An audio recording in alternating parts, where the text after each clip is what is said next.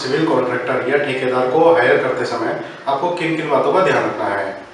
आपको अगर हमारी ये वीडियो पसंद आती है तो आप लाइक करें और हमारे चैनल को सब्सक्राइब कर लें और वीडियो आप एंड तक जरूर देखें, क्योंकि हम बीच में जो भी काफ़ी जरूरी इन्फॉर्मेशन प्रोवाइड करते हैं जो आपके लिए हेल्पफुल होगी। तो सबसे पहले हम उसके रेट की बात कर लेते हैं। सिविल कॉन्ट्रैक्टर जनरली जो आपकी बिल्डिंग बनाता है वो 145 रुपये 145 रुपीज़ पर स्क्वायर फीट में बना के देता है। उसमें जो कि वो स्ट्रक्चर पार्ट कंप्लीट करता है। ये जो रेट है वो हर शहर हर जगह के अपने आप वेरी करते हैं।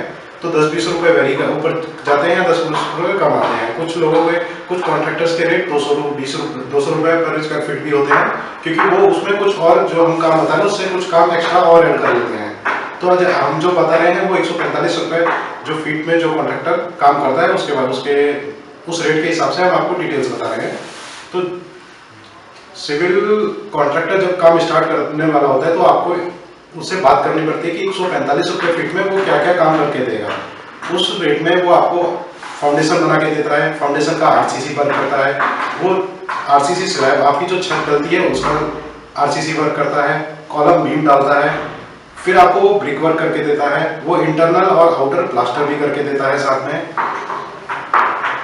स्ट्रक्चर में सिविल कॉन्ट्रैक्टर के में शटरिंग करना भी इंक्लूड होता है। वो शटरिंग जो आपकी करेगा वो स्टील प्लेट्स की करेगा शटरिंग, और जो बीम्स के होते हैं, बीम्स बॉटम और बीम के साइड वो कमर्शियल प्लाई के बनाता है। तो शटरिंग में वो प्रॉप यूज करेगा शटरिंग प्लेट्स के साथ में, क्योंकि आजकल आप बल्लियाँ वगैरह यूज कराते हैं वो आजकल नहीं। कॉन्ट्रैक्टर अपने सिविल पार्ट में जो शटरिंग करता है उसके लिए आपको कोई एक्स्ट्रा पैसे या चार्जेस देने की जरूरत नहीं है, वो सब काम उसके काम में इंक्लूड होता है। सिविल कॉन्ट्रैक्टर का काम आपको आपके जो डोर विंडोज होते हैं उनकी चौखट को फिक्स करना भी होता है। वो जब ब्रिक वर्क हो रहा होता है तो आपकी चौखट्स डोर्स की और विंडोज की फिक्स करता हुआ चलता है। उसके काम में इंक्लूड जो आपकी रेलिंग होती है, इंटरनल रेलिंग और आगे बालकनी की रेलिंग, वो भी उसको फिक्स करना उसके काम का ही पार्ट होता है। इस रेट में सिविल कॉन्ट्रैक्टर के काम में जो इंक्लूड नहीं होता है वो होता है कि स्टील सरिया बांधना, चाहे वो फाउंडेशन का हो या कॉलम बीम का हो या छत का हो।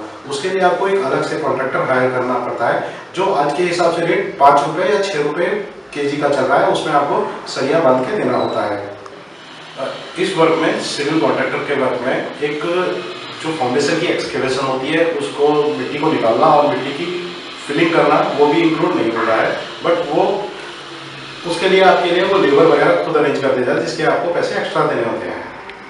वो बना के चलता है, उसके लिए आपको सिर्फ ड्राइंग्स ही प्रोवाइड करानी पड़ती है। ऐसे ही जो सरिया बांधने वाला होता है उसको आपको स्ट्रक्चरल ड्राइंग्स या सरिये की ड्राइंग्स उसको देनी होती है। वो उसके हिसाब से आपके कॉलम बीम या फाउंडेशन का सरिया बांधता रहता है। उसके लिए आपको और कोई ज़्यादा फर्दर टेंशन लेने की जरूरत नहीं है।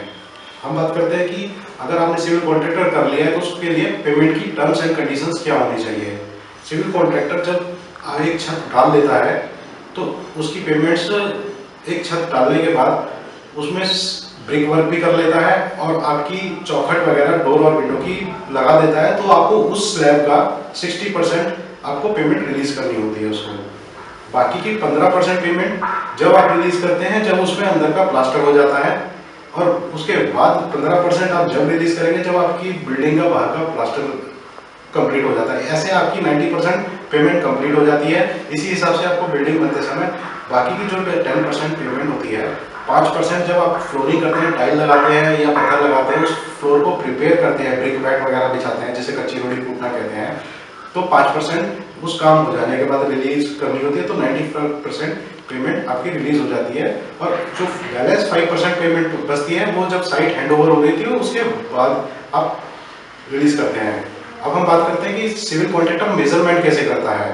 145 रुपये फुट हमने, अगर आप कॉन्ट्रैक्टर से चाहते हैं कि आपका काम बिल्कुल एज पर कंडीशंस जो आपने डिसाइड करी हैं और उसने म्यूचुअली डिसाइड करी है उसके हिसाब से अगर आपका काम हो जाए तो उसके लिए आप एक एग्रीमेंट बना सकते हैं उसके साथ, जिसमें आप अपनी ये सारी जो भी मैं बातें बता रहा हूँ वो कंडीशंस आप उसमें डाल के आप अपना एग्रीमेंट फ्रेम कीजिए, उसे साइन कर दीजिए। आप दोनों उस एग्रीमेंट से बाउंड हुए, वो एग्रीमेंट के अकॉर्डिंग काम करेगा और आप भी एग्रीमेंट से बाउंड होंगे कि आप उसको time to time payment release करोगे ताकि आपके काम की प्रोग्रेस निकलती रहे।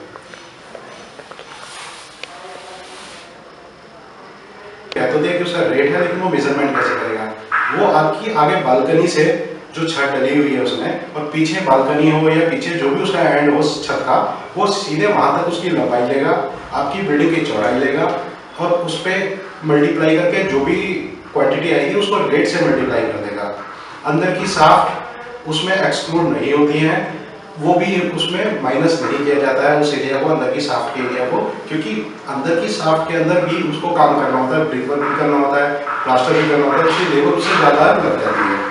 सिविल कॉन्ट्रैक्टर को हायर करने में अगर आपको कोई प्रॉब्लम आती है, या आप मुझसे कुछ और जानकारी जानना चाहते हैं, या आपको कुछ भी किसी भी चीज़ की रिक्वायरमेंट होती है, आप मुझको कमेंट बॉक्स में कमेंट कर सकते हैं, मैं आपका जरूर रिप्लाई करूँगा।